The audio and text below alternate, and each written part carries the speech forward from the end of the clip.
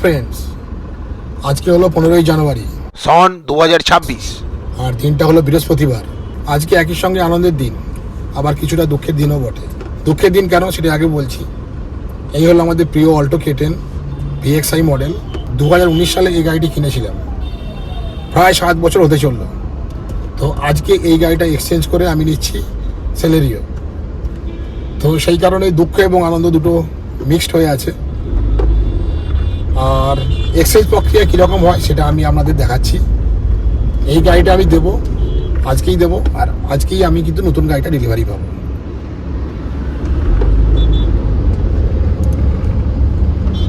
সেই 2019 সাল থেকে এই ছোট্ট অল্টো K10 গাড়ির সঙ্গে অনেক কিন্তু স্মৃতি জড়িয়ে আছে। এই গাড়িতে করে 2020 সালে আমরা গিয়েছিলাম কেদারনাথ। সোনপ্রয়াগ অব্দি এই গাড়িটা আমরা নিয়ে গেছিলাম। সেই পাহাড়ি রাস্তায় প্রথম গাড়ি চালালাম। তারপর 2021 সালে আমরা এই গাড়ি নিয়ে গেছিলাম লাদাখ। সেই সময় পৃথিবীর সর্বোচ্চ মোটরেবল রোড খারদুংলা টপে এই গাড়ি কিন্তু আমাদের সহজেই নিয়ে গেল, কোনো অসুবিধা হয়নি। 30শে সেপ্টেম্বর 2021 এই তারিখটা আমাদের জীবনে শুধু একটা দিন নয়, এটা একটা ইতিহাস। এই ছোট্ট গাড়িটা, আমাদের প্রিয় অল্টো K10, সেদিন পৌঁছে গিয়েছিল লাদাখের খারদুংলা টপে, যেটা ছিল সেই সময়কার বিশ্বের উচ্চতম মোটরেবল রোড, যেখানে পৌঁছতে বড় বড় গাড়িরাও দ্বিধায় পড়ে। সেখানে আমাদের এই লর্ড অল্টো নীরবে সাহসে আমাদের স্বপ্নটা পূরণ করে দিয়েছিল। উচ্চতা ছিল কঠিন, রাস্তা ছিল নিষ্ঠুর, হাওয়া ছিল পাতলা, অক্সিজেনটা বড়ই কম, কিন্তু বিশ্বাসটা ছিল শক্ত। সেদিন এই লর্ড অল্টো শুধু আমাদের নিয়ে ওঠেনি, সে আমাদের দেখিয়ে দিয়েছিল আকার নয়, সাহসটাই আসল। এই দিনটা আমাদের জন্য সত্যিকারই একটা স্মরণীয় দিন, কারণ ওই দিনটা আমরা শুধু একটা নির্দিষ্ট জায়গায় পৌঁছইনি, আমরা নিজেদের সীমাও ছাড়িয়ে গিয়েছিলাম। আর কিছুক্ষণ পরে হয়তো এই অল্টো আমাদের সঙ্গে আর থাকবে না, কিন্তু খারদুংলা সেই মুহূর্ত চিরকাল আমাদের সঙ্গে থাকবে। কিছু গাড়ি আমাদের চালায়, আর কিছু গাড়ি আমাদের কিন্তু ইতিহাস বানায়। তারপর আমরা দার্জিলিং গেলাম, গ্যাংটক গেলাম, ঝাড়খণ্ডের বিভিন্ন এলাকা আমরা ঘুরেছি, পুরুলিয়া গেছি। বিভিন্ন স্থানে কিন্তু আমরা এই গাড়ি নিয়ে কিন্তু চষে বেরিয়েছি বলা চলে। এইভাবে প্রায় 62,000 কিলোমিটার এই গাড়িটা কিন্তু রান করলো, 62,000 কিলোমিটার। তো এবার এই গাড়িটি এক্সচেঞ্জ করে আমরা নিচ্ছি নতুন সেলেরিও গাড়ি।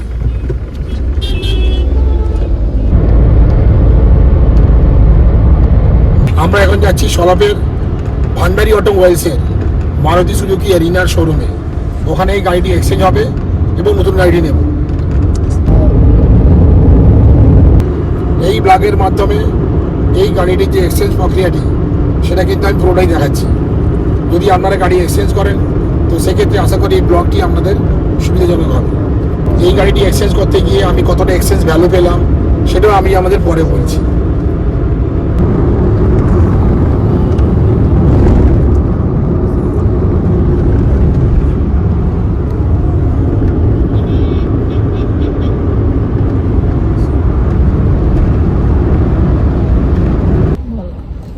ওই যে লাদাখের গল্পটা বলছি।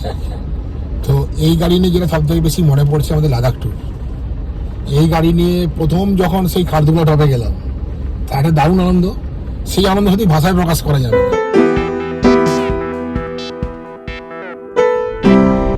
এইটাই তো খারদুংলা টপ এসে গেছি আমার হোমস্টেলে। খারদুংলা? হ্যাঁ, Khardungla. We are now entering Khardungla top. What a great feeling. Khardungla cafe. গেঞ্জি পাওয়া যাবে কিন্তু। খারদুংলা ক্যাফে। তো আপনারা গাড়ি রেখে দাও। ওই তো খারদুংলা। এই থামো ছবি তুলে দাও। থামো সবাই থামো। অনেকে এসে গেছে গাইস।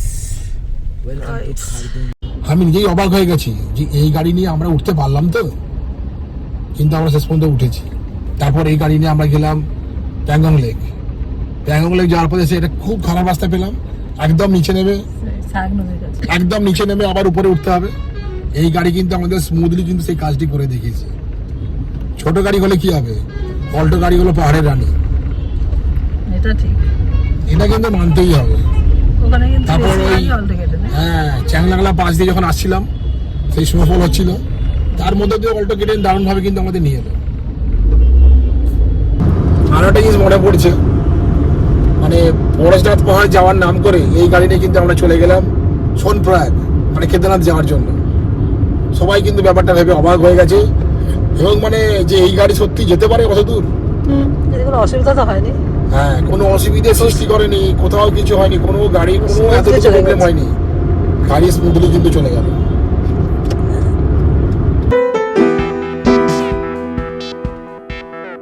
বেলা 11:30 নাগাদ আমরা পৌঁছে গেলাম ভান্ডারি অটোমোবাইলসের মারুতি সুজুকির এরিনার শোরুমে।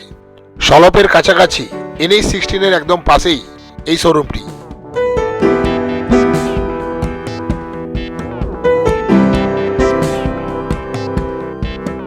চলে এসেছি সলপের ভান্ডারি অটোমোবাইলসের মারুতি সুজুকির এরিনার শোরুমে। তো এখানে এই যে দেখছেন সেলারিও গাড়িটি, এই গাড়িটি আমি নিচ্ছি। এই হলো সেলারিও 2026 LXI model. Maruti Suzuki Celerio LXI 2026 মূলত একটি এন্ট্রি লেভেল ভ্যারিয়েন্ট, যা শহরের দৈনন্দিন ব্যবহারের জন্য বিশেষভাবে ডিজাইন করা। কম খরচে নির্ভরযোগ্যতা, ভালো মাইলেজ এবং সহজে রক্ষণাবেক্ষণ, এই তিনটে বিষয়ের উপর জোর দিয়েই তৈরি করা হয়েছে এই গাড়িটি।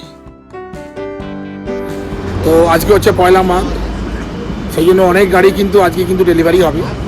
এই গাড়ির এরোডাইনামিক ডিজাইন এই গাড়ির লুককে অনেক বেশি বৃদ্ধি করেছে। ছবিতে পরিষ্কার দেখা যাচ্ছে গাড়ির বোনেটটা সামনের দিক থেকে পিছনের দিকে হালকা ঢালু, এর ফলে বাতাস সরাসরি ধাক্কা না খেয়ে উপরের দিকে সরে যায়। এর ফলে এয়ার ড্র্যাগ কমে, যা গাড়ির মাইলেজ বাড়াতে সাহায্য করে। রাউন্ডেড হেডল্যাম্পের স্মুথ কর্নারগুলো গাড়ির বডির সঙ্গে কিন্তু মিশে গেছে, এতে বাতাসের টার্বুলেন্স কম হয়। শহরের গতির সঙ্গে গাড়ি কিন্তু আরও স্মুথ চলে। এই গাড়ির পেছনের ডিজাইনটাও বেশ এলিগ্যান্ট। আর দেখুন পেছনের বাম্পার, টেলগেটের পাকানো আকৃতি এবং ছাদের শেষ অংশ এমনভাবে ডিজাইন করা হয়েছে যে বাতাসের ঘূর্ণি এবং ড্র্যাগ যেন কমে যায়। ওয়াটার ড্রপলেট স্টাইলের টেল ল্যাম্প পেছনের সৌন্দর্যকে আরও বৃদ্ধি করেছে। এবার দেখে নেওয়া যাক এই গাড়ির টায়ারের প্রোফাইল। এই টায়ারটি হলো ব্রিজস্টোনের টায়ার। এই টায়ারটির প্রোফাইল হলো 165, 70 আর 14।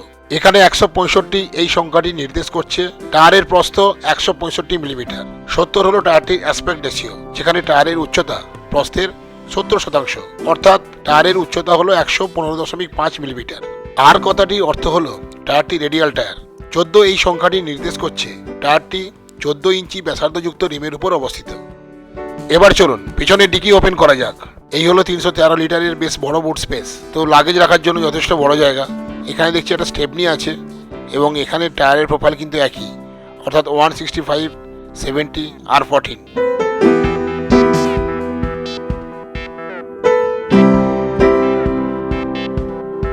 এবার চলুন গাড়ির ভেতরের প্রোফাইলটা দেখা যাক। একদম অল ব্ল্যাক বেসিক ইন্টেরিয়ার।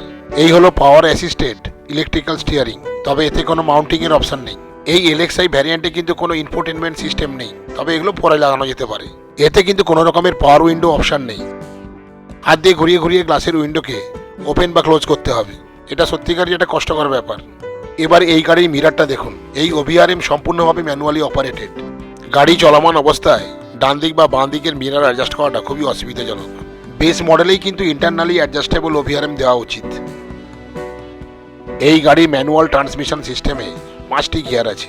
তবে যাই হোক, এই গাড়ি কিন্তু ভেতরে কেবিন স্পেস যথেষ্ট বড়। ড্রাইভার এবং কো ড্রাইভারের মাঝখানে কিন্তু যথেষ্ট জায়গা আছে। এবার ব্যাক সিটের রিভিউটা নেওয়া যাক। তো এখানেও দেখছি 3 জন কিন্তু ভালোভাবেই বসতে পারবে। গাড়িতে ইনস্টল করার জন্য কিছু অ্যাক্সেসরিজ চলে এসেছে, যেমন এখানে আছে দেখতে পাচ্ছি হুইল কভার, বুট ম্যাপ, বডি সাইড মোল্ডিং। এখানে লাগানো হচ্ছে স্টিয়ারিং এর কভার, আর নিচে সামনের চাকার পাশে ইনস্টল করা হচ্ছে মাড ফ্ল্যাপ। এই দেখুন গাড়িতে ইনস্টল করা হয়ে গেছে বডি সাইড মোল্ডিং। এই মোল্ডিং এর ফলে বাইরের ছোটখাটো আঘাত থেকে এই গাড়ির যে বডিকে খানিকটা প্রোটেকশন দেয়। আর দেখুন এখানে লাগিয়ে দেওয়া হয়েছে ফ্লোর কভার ম্যাট, পেছন দিকেও লাগিয়ে দেওয়া হয়েছে ফুল ফ্লোর কভার ম্যাট। এগুলো সবই কিন্তু বেসিক অ্যাক্সেসরিজের মধ্যেই আসছে। গাড়ির ইন্ডিকেটার, লাইটিং সিস্টেম ঠিকমতো কাজ করছে কিনা এগুলো চেক করে নিলাম। অ্যাকচুয়ালি শোরুম থেকেই কিন্তু এগুলো চেক করে দিচ্ছে। পেছনের ইন্ডিকেটারও দেখলাম ঠিকঠাক কাজ করছে। আচ্ছা, গাড়ির সাথে আপনার টুলসগুলো আছে। কি কি আছে দেখে দিন তাহলে। এটা আপনার স্ক্রু জ্যাক আছে, রিফ্লেক্টর, এটার মধ্যে টুলস আছে, স্ক্রু জ্যাকের হ্যান্ডেল, হুইল রেঞ্জ। ওগুলো দেখা যাবে না? হ্যাঁ দেখতে পাবেন, কেন দেখতে পাবেন। স্ক্রু জ্যাকের হুইল রেঞ্জ, এটা হ্যান্ডেল। হ্যান্ডেল। আর ওটা জ্যাকটা দেখি। জ্যাক প্যাকেট করা আছে। ও প্যাকেট চালিয়ে হবে, ঠিক আছে ঠিক আছে, ওটা খুলতে হবে না।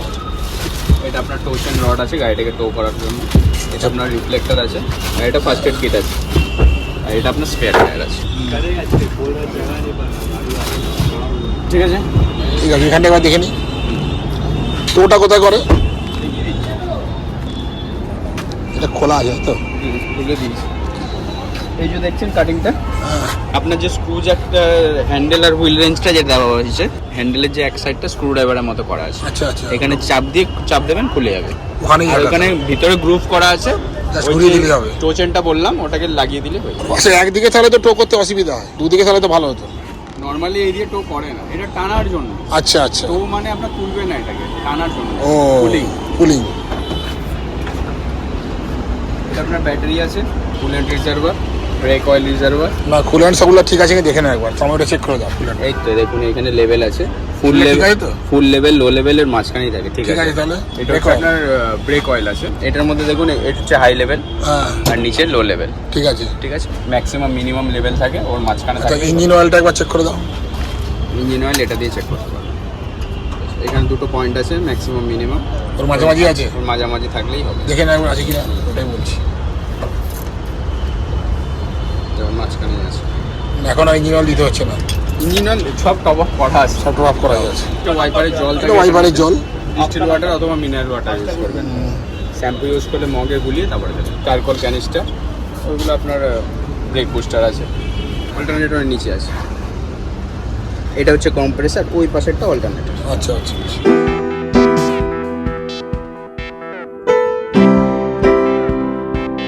বন্ধুরা, গাড়ির আসল শক্তি লুকিয়ে থাকে ইঞ্জিনে, আর মারুতি সুজুকি এখানেই দারুণ কাজ করেছে।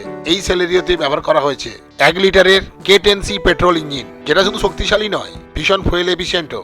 3 সিলিন্ডারের এই ইঞ্জিনটিতে আছে অ্যাডভান্স ডুয়াল জেট এবং ডুয়াল ভিভিটি। এখন চলুন বুঝি অ্যাডভান্স ডুয়াল জেট মানে কি। সাধারণ ইঞ্জিনে যেখানে একটি ফুয়েল ইঞ্জেক্টর থাকে, এখানে আছে 2টি ইঞ্জেক্টর প্রতি সিলিন্ডারে। এরপরে ফুয়েল ভালোভাবে পড়ে পাওয়ার বাড়ে, মাইলেজও চমৎকার হয়, মানে কম পেট্রোলে বেশি পথ। এবার তাহলে জেনে নেওয়া যাক ডুয়াল ভিভিটি কি। ভিভিটি কথাটি পুরো অর্থ হলো ভেরিয়েবল ভালভ টাইমিং, অর্থাৎ ইঞ্জিনের ভালভ খোলার ও বন্ধ হওয়ার সময় স্বয়ংক্রিয়ভাবে পরিবর্তন হয়। ইঞ্জিনে মূলত 2 ধরনের ভালভ থাকে। একটি হলো ইনটেক ভালভ, যেখান দিয়ে বাতাস ও জ্বালানি ঢোকে, আরেকটি হলো এক্সজস্ট ভালভ, যেখান দিয়ে পোড়া গ্যাস বের হয়। ডুয়াল ভিভিটি মানে ইনটেক ও এক্সজস্ট দুদিকের ভালভের টাইমিংই স্মার্টলি কন্ট্রোল হয়। কিন্তু কেন এই ডুয়াল ভিভিটি দরকার? আসলে গাড়ি তো সবসময় একই গতিতে চলে না। ধীরে চললে ভালভ এমনভাবে কাজ করে যাতে কম পেট্রোল লাগে, আর যখন গাড়ি জোরে যায় তখন কিন্তু ভালভ বেশি বাতাস ঢুকতে দেয়। এর ফলে কিন্তু বেশি পাওয়ার পাওয়া যায়। এর ফলে ভালো মাইলেজ, স্মুথ ড্রাইভিং, দ্রুত পিক আপ, কম শব্দ, কম কম্পন। আরও একটি গুরুত্বপূর্ণ বিষয় হলো এখানে বেসিক সেফটি ফিচার হিসাবে বেস মডেল থেকেই 6টি এয়ারব্যাগ দেওয়া আছে। এই এয়ারব্যাগগুলি প্রকৃত অর্থেই SRS এয়ারব্যাগ, অর্থাৎ সাপ্লিমেন্টারি রিস্ট্রেন্ট সিস্টেম। তার মানে হলো এই এয়ারব্যাগগুলো সিটবেল্টের সাথেই কাজ করে। নতুন সেলেরিও গাড়িটি ডেলিভারি ঠিক হওয়ার আগের মুহূর্তে এই গাড়ির ওডোমিটারে রিডিং দেখাচ্ছে 26 কিলোমিটার। এটা একদমই স্বাভাবিক।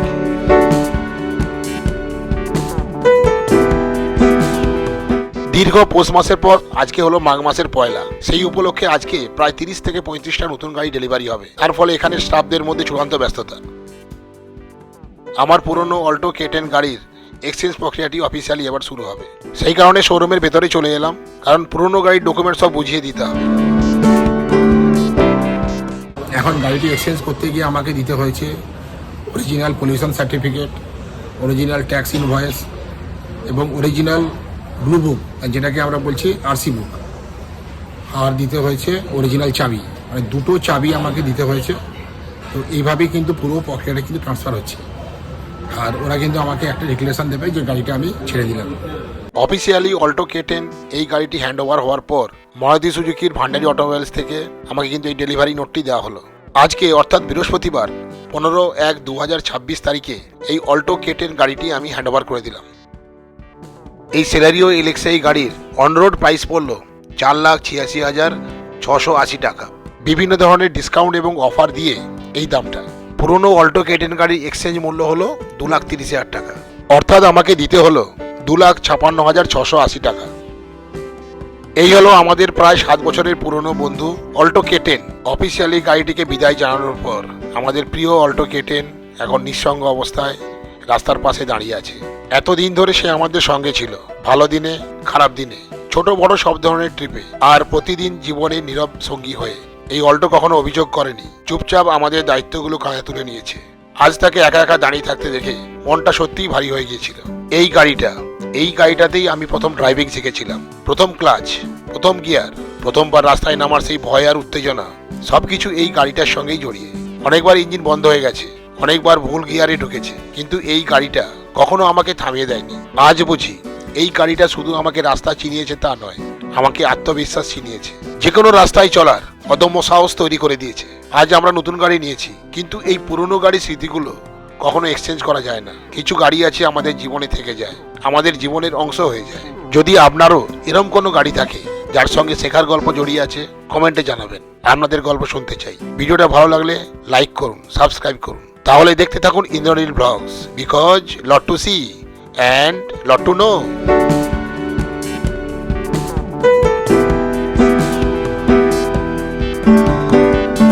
মারুতি সুজুকির এই যে প্রসেসটা একদম স্মুথ, মানে এখানে এসে গাড়িটা রেখে দিলেই হলো, আপনি বুঝতেই পারবেন না সে গাড়িটা এখন এক্সচেঞ্জ হয়ে যাচ্ছে। এবার কেমন এক্সপিরিয়েন্স ওদের সঙ্গে ব্যবহার, মানে ওরা হ্যাঁ, সেইগুলো বলতে হবে। তো ওভারঅল পার্চেজ এক্সপিরিয়েন্স সব ক্ষেত্রেই আমার কাছে দারুণ লেগেছে। আর আমি এই মুহূর্তে অল্টো কেটেনটা এক্সচেঞ্জ করে আমি নিলাম সেলেরিও। তো এই এক্সচেঞ্জের প্রক্রিয়াটা খুবই স্মুথ, এবং মানে যে সব থেকে যে ব্যাপারটা ভালো লেগেছে সেটা হলো যে আমি গাড়িতে অর্ডার দিয়েছি, তো যতক্ষণে গাড়ি ডেলিভারিটা না পাচ্ছি ততক্ষণ অবধি কিন্তু আমি আমার পুরোনো অল্টো কেটেন গাড়িটা কিন্তু ব্যবহার করতে পারলাম। এটা কিন্তু মানুষের খুব ভালো দিক, এবং এর জন্য কিন্তু অন্যান্য সব ব্র্যান্ডের থেকে এটা কিন্তু অনেক এগিয়ে থাকবে, এবং এটা আমার কাছে দুর্দান্ত লেগেছে আর কথা এই অপশনটা। Thank you madam. স্যার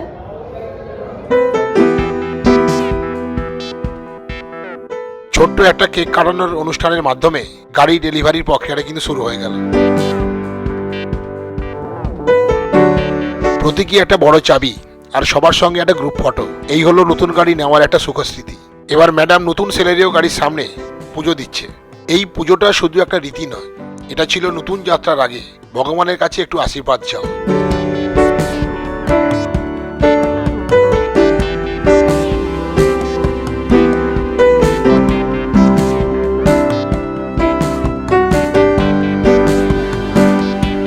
চাবি হাতে নেওয়ার আগে মনটা তখন আরো শান্ত, আরো কৃতজ্ঞ। এবার এই সেলেরিও গাড়ির দুটো চাবি হস্তান্তর করে দেওয়া হলো। তবে এই হস্তান্তর প্রক্রিয়া ভান্ডারী অটোমোবাইলসের কোনো অফিসিয়ালের দ্বারা হলেই ভালো হতো। চাবি নিয়েই আমাদের ওম কিন্তু প্রথম গাড়িটা স্টার্ট দিল। নতুন গাড়িতে শুরু হলো আমাদের ওমের প্রথম জার্নি। ও অবশ্য কিছুটা নিয়ে যাবে, তারপর আমিই চালাবো।